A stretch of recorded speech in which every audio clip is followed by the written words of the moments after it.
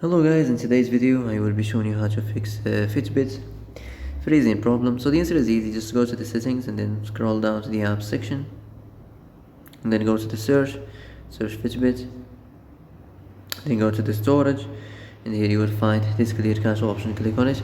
Now you can go check it if it worked, and if it didn't you can try to restart your phone or turn the Wi-Fi off and on, or the Bluetooth or the airplane mode. Also, you can try to clear data, but be careful. If you clear data, all this application's data will be deleted. This includes all files, the settings, the accounts, the databases, etc. So be careful if you want to clear your data.